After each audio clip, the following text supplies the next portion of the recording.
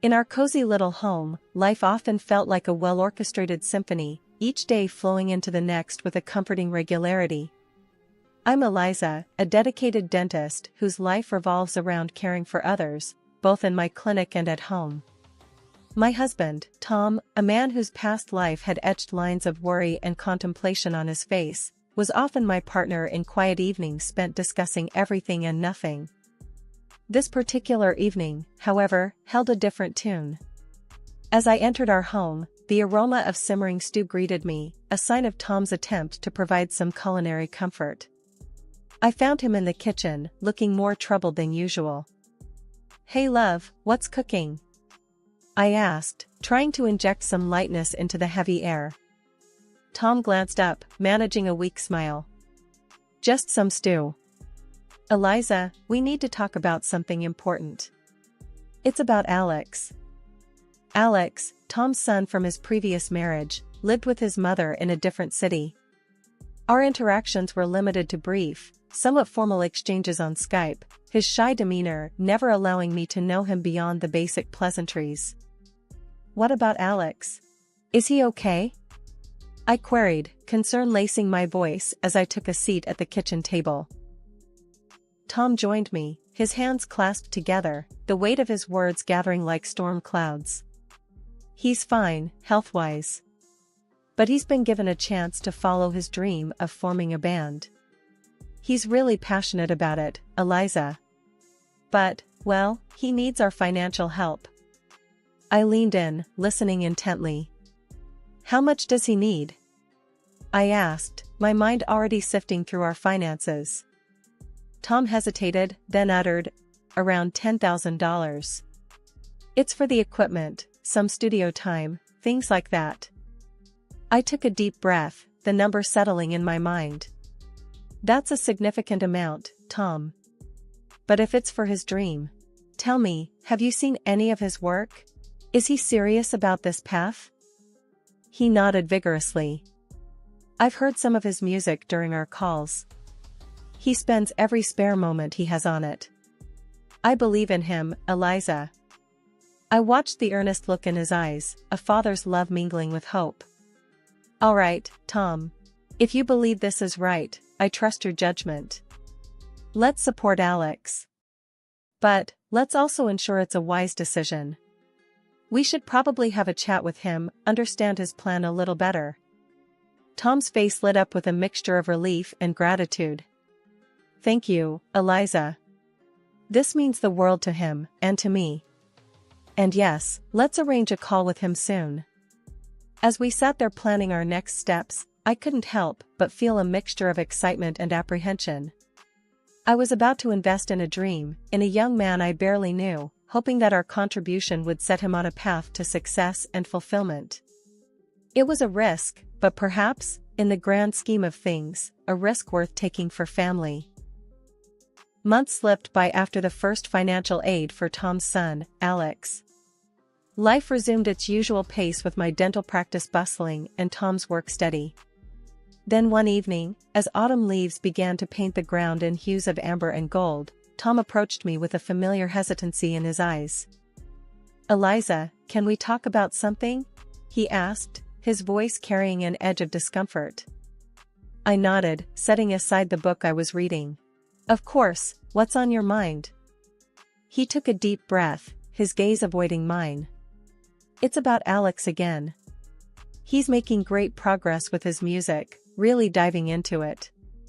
But he needs more support, another $10,000. I felt a twinge of surprise, my eyebrows knitting together in concern. "Another $10,000? But we just provided for his initial setup. What does he need this time?" Tom's fingers fidgeted with the hem of his shirt.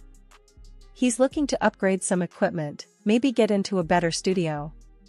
It's just that, things are getting more serious for him now." I sighed, a sense of unease settling in.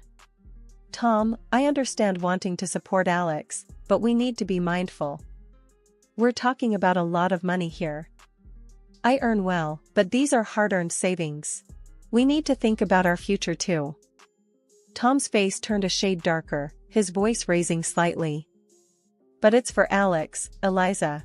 My son. Don't you think he deserves this chance? His tone stung, a hint of accusation lingering in the air. Of course, I do, I replied, my voice firm yet calm. But I also believe in responsible support. We can't just keep handing out money without understanding the full picture. The conversation grew heated, our words a volley of concern and frustration.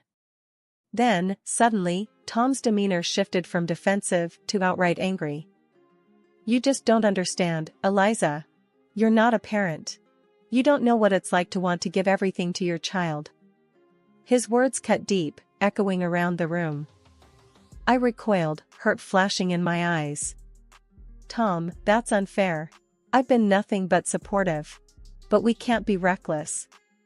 And your son is almost an adult, he needs to learn financial responsibility too. Tom shook his head, his anger boiling over.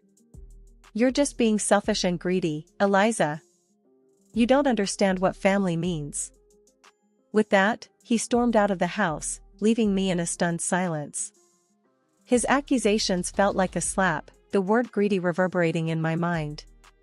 I sat there, trying to piece together the fragments of our conversation, the harmony of our life now disturbed by a growing discord.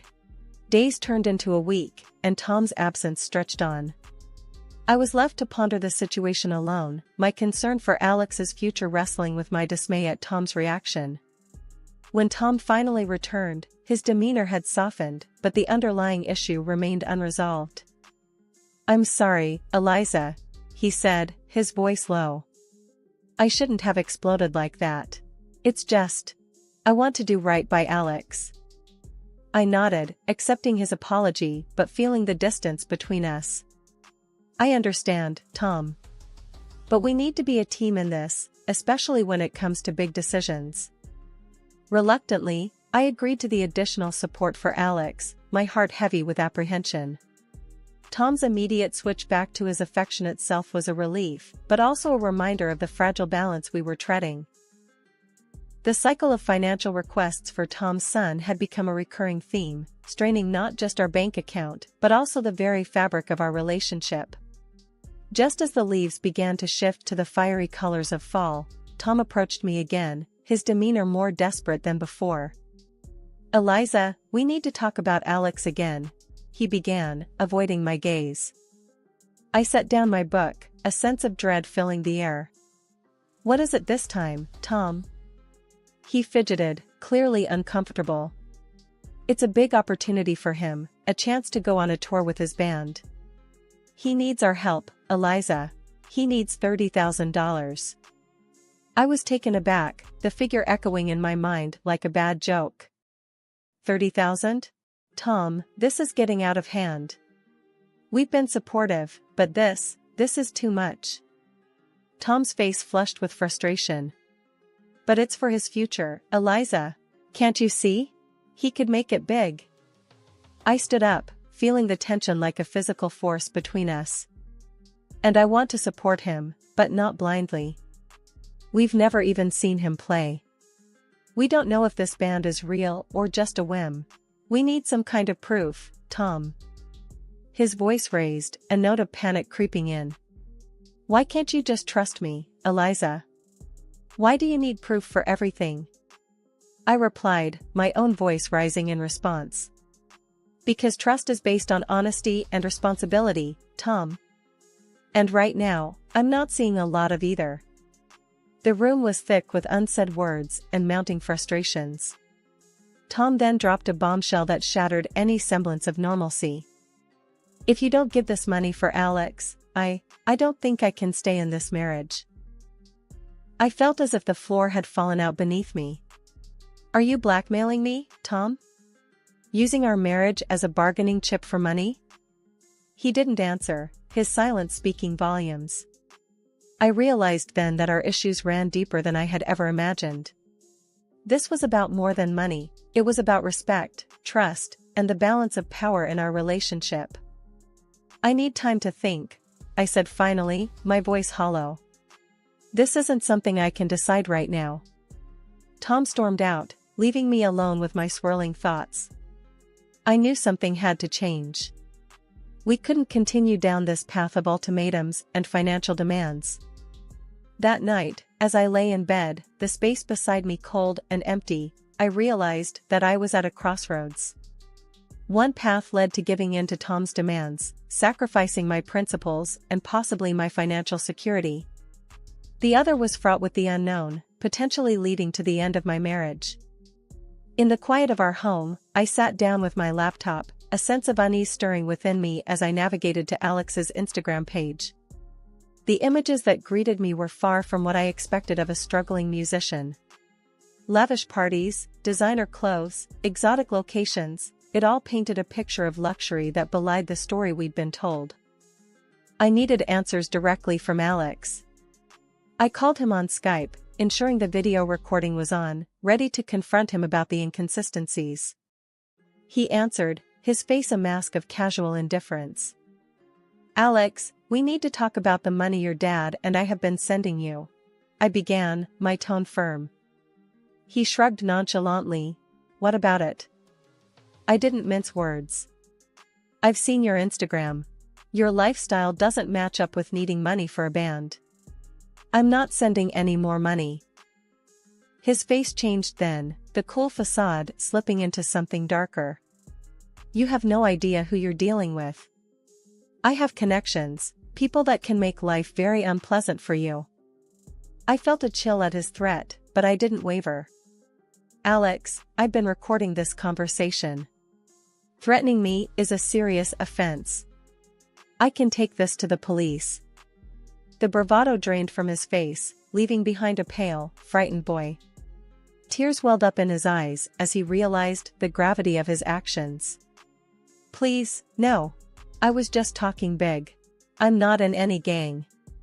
I don't want any trouble with the police." His sudden shift from intimidation to desperation made me pause. He was on the verge of revealing something more, something that might explain the bizarre turn of events. Sitting back, I watched Alex's face, tear-streaked and pale, as he prepared to spill the secrets he'd been holding onto. "All right, Alex, let's hear it then. What's going on?" Through sobs, Alex began to unravel the web of lies. "It started off small, just me wanting some extra cash. But then I found something about Dad." I leaned forward, my heart pounding.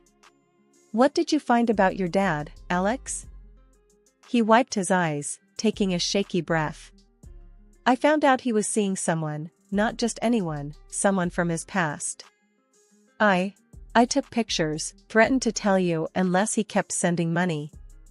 My world spun with his confession. "Tom has been unfaithful? And you've been blackmailing him?" Alex nodded miserably. "Yes. I never meant for it to get this far. I wanted to live a certain way, and when I found out about Dad, it seemed like an easy way to keep the money coming." I felt a mix of anger and pity. "Alex, do you realize how serious this is? Blackmail is a crime. And your father, how could he?" He sniffled, looking down. I know it's messed up. I don't know, I got in too deep. But I swear, Eliza, I don't want to cause any more trouble. I'll stop. I'll figure something else out." I sighed, the weight of the situation heavy on my shoulders. "And the band, the tours, all of that was just a lie?" He nodded again. "Yeah. I'm sorry. I like music, sure, but there was no band. I just needed a story for the money." I sat back, processing everything. My husband had been unfaithful, my stepson a blackmailer. The foundation of my family was cracked and broken. "Alex, I need to talk to your father about this. And you need to sort yourself out. This isn't the way to go through life." He nodded, a small glimmer of understanding in his eyes. "I know. I'm sorry, Eliza. Really." As the call ended, I was left in a silent house, the echo of Alex's confessions ringing in my ears. The lies were unraveling, revealing a painful truth I could no longer ignore. I knew the next step was confronting Tom, but a part of me dreaded what that confrontation would bring. The man I had built a life with was a stranger, and our marriage a facade. I needed to gather my strength, for the conversation ahead would be the most challenging of my life. The house felt unbearably quiet as I waited for Tom to return. The ticking of the clock seemed to echo my racing heart, each minute stretching longer than the last. When I finally heard the turn of the key in the lock, my stomach knotted with anxiety. Tom entered, immediately sensing the storm brewing in the air. "Eliza, what's wrong? You look like you're about to explode." I took a deep breath, steadying myself. "Tom, we need to talk. Now." He hesitated, then nodded, taking a seat across from me. "What's it about?" I didn't beat around the bush. "It's about Alex, Tom. And it's about you. I know everything, the blackmail, the affair." Alex confessed. Tom's face paled, his eyes widening in shock. What? "Eliza, I can explain." I felt a surge of anger. "Explain? How can you possibly explain lying to me, allowing your son to blackmail you, and using our money to cover up your affair?" He looked down, shame etched across his face. "I was afraid, Eliza. Afraid of losing you. I thought I could control the situation, but it spiraled out of control." I shook my head, my voice rising. "Control? You call this control? You've been living a double life, Tom. And all the while, lying to my face." Tom's voice broke. "I'm sorry, Eliza. I never meant for any of this to happen. I didn't know how to handle it." I stood up, my hands trembling with a mixture of fury and heartbreak. "Sorry doesn't cut it, Tom. Your son was threatening me, using gang connections to intimidate me because of your mistakes." Tom stood as well, reaching out to me. "Please, Eliza, let's try to work this out. I'll do anything." I pushed his hand away. "Work this out? How can I possibly trust you again? How can we go back to how things were knowing what I know now?" He had no answer, just stood there, a man broken by his own deceit. I knew then that our marriage was beyond repair. The trust that once bound us together had been shattered by lies and blackmail. "Tom, I need you to leave," I said, my voice cold and final. He didn't argue, just nodded silently and walked out, the door closing with a soft click that seemed to echo the closing chapter of our life together. As I sat back down, alone in the echoing silence of our home, I felt a profound sense of loss and betrayal. But amidst the pain, there was also a flicker of relief. The truth was out, painful as it was, and now I could begin to heal, to rebuild my life on a foundation of honesty and self-respect. In the aftermath of our confrontation, the house felt empty, the silence a constant reminder of the betrayal and deceit that had unfolded. I knew I couldn't just let things end there. There needed to be consequences for the lies and the financial manipulation. It was time for a legal reckoning. I found myself sitting across from a lawyer, my hands clenched tightly in my lap. "Mrs. Johnson, I've gone through all the information you provided," he began, his tone professional yet sympathetic. "I need to pursue legal action," I stated firmly. "Not just for the divorce, but for the recovery of the money Tom used for his blackmail payments, and for the emotional distress this has caused me." The lawyer nodded, understanding the gravity of the situation. "We can certainly file for divorce on grounds of infidelity and emotional distress. As for the money, we'll need all the evidence you have of the transactions and any communication between you and your husband or stepson regarding this matter." I assured him I had kept meticulous records. I trusted Tom completely. "Never thought I'd need these as evidence against him," I admitted, a sad irony in my voice. He offered a small, reassuring smile. "You're doing the right thing by protecting yourself and your assets. This won't be easy, but I'll be with you every step of the way."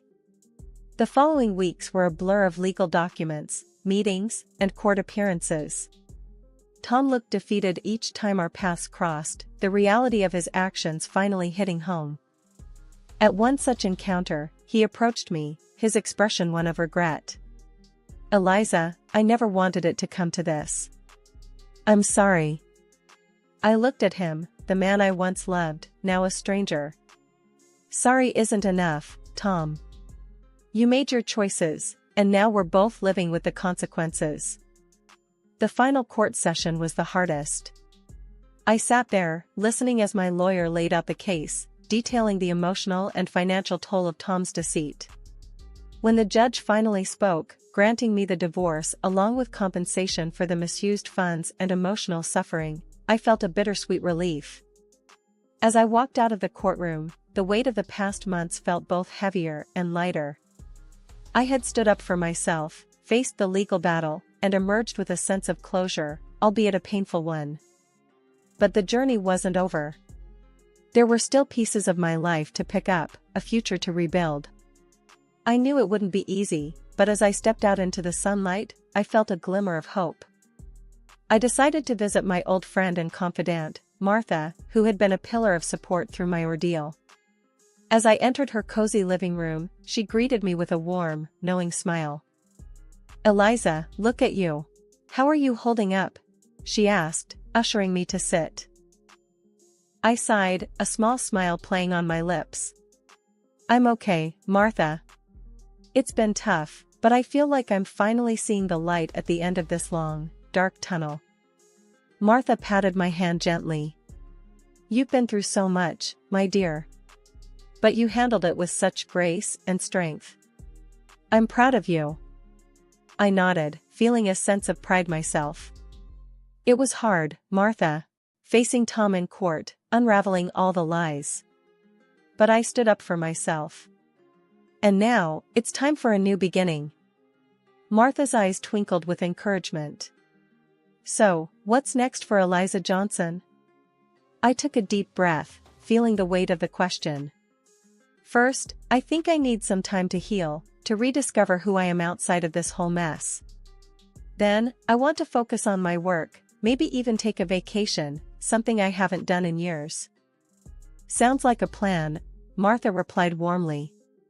And remember, Eliza, this is your chance to rewrite your story, on your own terms. Her words resonated within me.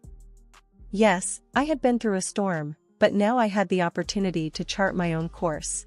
In the following weeks, I immersed myself in work and self-care. I took up yoga, started reading more, and even planned a solo trip to a place I'd always wanted to visit. Life without Tom was different, but it was mine to shape. One evening, as I was preparing for my trip, the doorbell rang. It was Alex. He stood there, looking nervous and remorseful. Eliza, I just wanted to say I'm sorry, face to face. For everything, he stammered. I regarded him, seeing not the aggressive young man from our Skype call, but a remorseful, lost boy. Thank you, Alex. I hope you've learned from this, and that you're making changes for the better. He nodded earnestly. I am. And I owe it to you for standing up to me. You helped me see how wrong I was. I smiled slightly, acknowledging his apology. Take care of yourself, Alex. And make good choices, okay?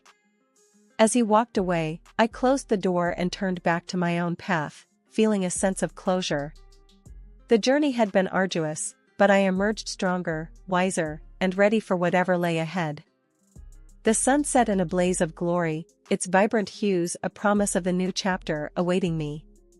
A chapter of healing, growth, and self-discovery. A new horizon was before me, and I stepped forward with determination and hope, ready to embrace whatever the future held.